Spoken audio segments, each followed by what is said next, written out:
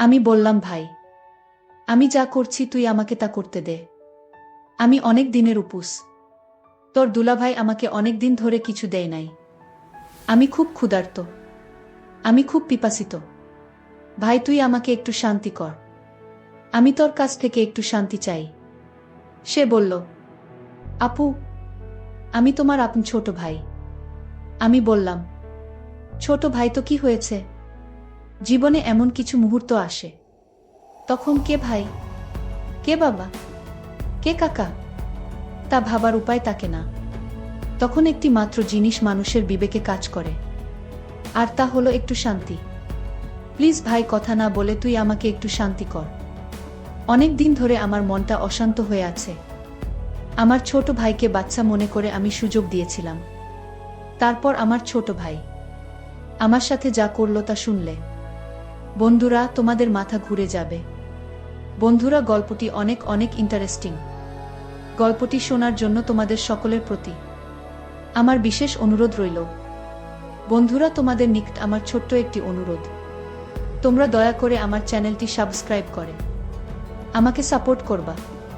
Hello বন্ধুরা, আমি উর্মিলা আক্তার উর্মি। আমার ডাক নাম উর্মি। আমার বর্তমান বয়স 25। আজকে আমি তোমাদেরকে যে গল্পটি বলবো সেটি আমার বাস্তব জীবনের গল্প।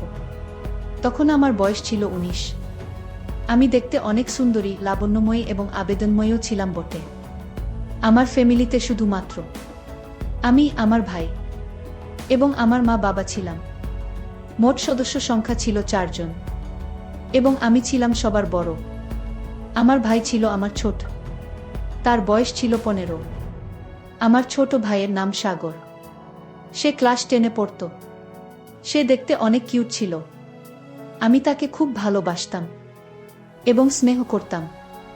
তাকে দেখতে একেবারেই নায়কের মতো চেহারা ছিল। তাকে দেখলেই আমার অন্য কিছু করতে মন চাইত।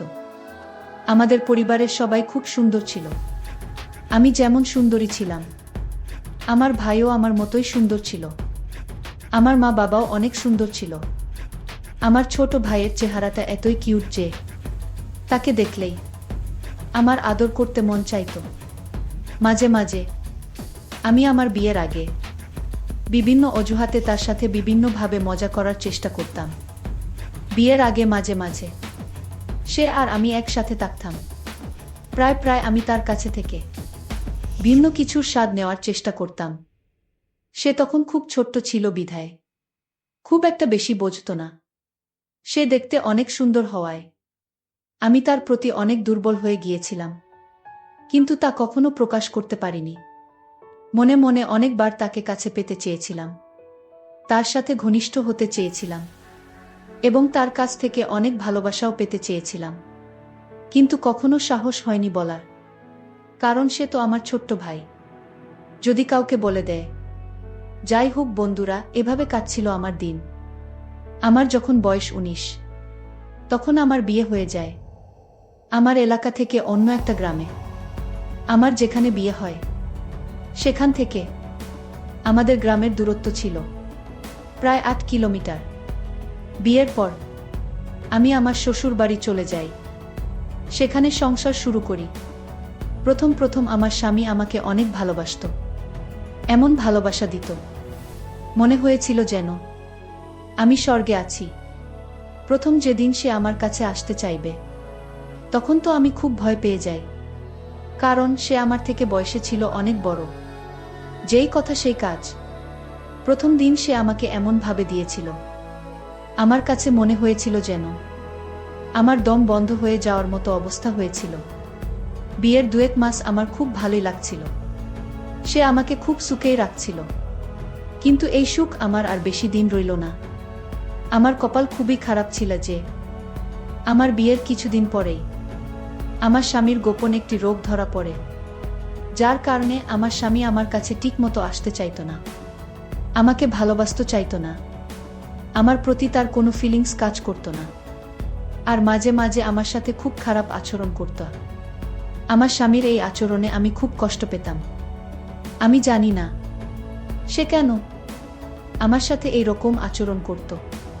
তার আচরণে আমি অনেক পরিবর্তন লক্ষ্য করি। আস্তে আস্তে তার সাথে আমার দূরত্ব বাড়তে থাকে। সে আর আগের মতো আমাকে ভালোবাসে না। রাত হলেই সে কোনো না কোনো অজুহাতে আমার কাছ থেকে দূরে থাকতে শুরু করে। আমি যখনই তার কাছে যেতাম ভাবতাম আজ তার সাথে সময় কাটাবো, আজকে আমরা স্বামী স্ত্রী মিলে একটু রোমান্টিক সময় পার করব। কিন্তু আমি চাইলে কি হবে? তাতে তো তার কোনো সাড়া পাইনি। আমি যতই তার কাছে যেতে চাইতাম সে আমার কাছ থেকে বিভিন্ন অজুহাতে অনেক দূরে থাকতে শুরু করলো।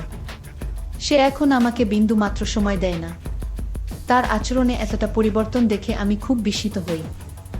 আমাকে ভালোবাসার তার মধ্যে কোনো আকাঙ্ক্ষাই নাই। রাতে কিংবা দিনে সে কখনই আমার সাথে আকর্ষিত হওয়ার চেষ্টা করত না।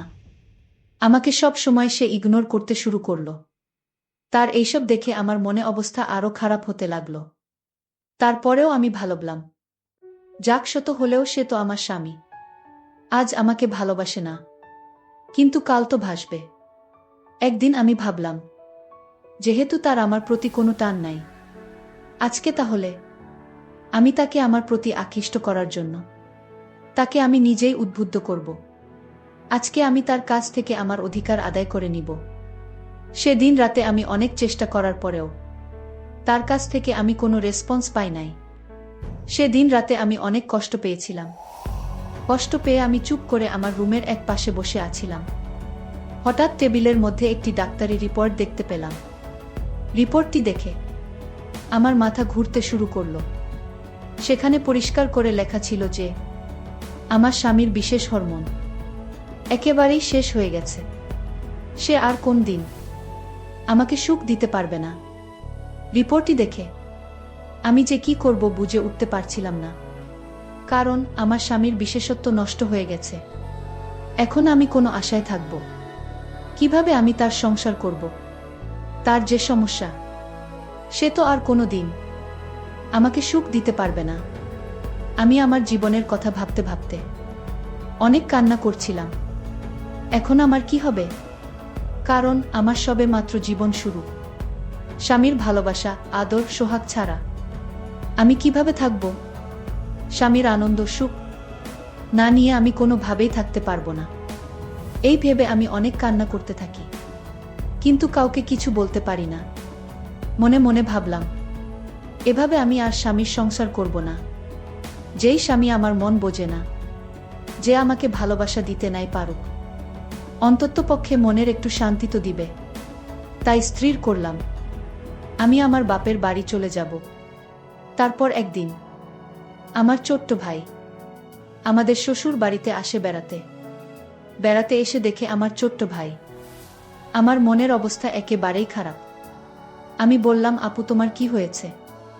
আপু বলল, কিছু হয় নাই, আর শুধু কাঁদে। আমার ছোট ভাই ভেবেছিল মনে হয় আব্বু আম্মুর কথা মনে পড়ছে, তাই আপু কাঁদছে। তারপর আমার এই অবস্থা দেখে আমার ছোট্ট ভাই আমার স্বামী এবং আমার শ্বশুর শাশুড়ির কাছ থেকে বলে আমার বাড়িতে নিয়ে আসে। আমি আমার বাপের বাড়িতে এসে সব সময় নীরবে বসে থাকি আর সব সময় টেনশনে থাকি। আমি টেনশনে অনেক শুকিয়ে গিয়েছিলাম। আমার চোখের নিচে কালো দাগ হয়ে গেছে। আমার ছোট ভাই আমার এই অবস্থা দেখে আমাকে জিজ্ঞাসা করতে শুরু করে, আপু তোমার কি হয়েছে? দুলাভাই কি তোমাকে অনেক কষ্ট দেয়? দুলাভাই কি তোমার সাথে খারাপ আচরণ করে নাকি, না অন্য কিছু? আমি তাকে বললাম, না, এসব কিছু না, তুই টেনশন করিস না, আমার কিছুই হয় নাই। আমি আমার ছোট ভাইকে বললাম, ভাই আমি তোদের বাড়িতে বেশ কিছুদিন থাকব। আমার ছোট ভাই বলল, আপু কিছুদিন কেন? এটা তোর বাড়ি, তুই আমাদের এখানে সারা জীবন থাকবে। ভাইয়ের কথা শুনে মনে অনেক শান্তি পেলাম।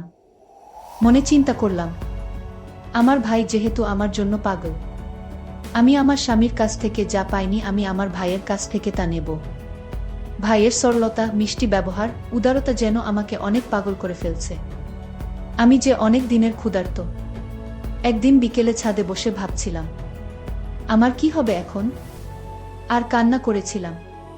ঠিক তখনই আমার ভাই সেখানে চলে আসে। আমার কান্না দেখে সে আমার পাশে বসে আমার চোখের জল মুছে দেয় আর আমার কাছে কান্নার তো কণ্ঠে জানতে চায়, কি হয়েছে আপু, আমাকে একটু বলবে? আমি লজ্জায় কিছু বলতে পারছিলাম না। তারপরেও সে অনেক জোর করার পর আমি তাকে বলি যে, ভাইরে, তুই আমার ছোট ভাই, তোকে যে আমি কি করে বলি? তোর দুলাভাই আমাকে আর তেমন ভালোবাসতে পারে না। তার অনেক সমস্যা, তার অনেক বড় সমস্যা। তার আমাকে ভালোবাসার মতো কোনো ফিলিংসই থাকে না।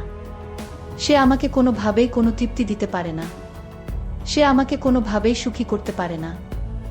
এখন আমি কি করি বল ভাই? এই দুঃখ কি কারো কাছে বলা যায়?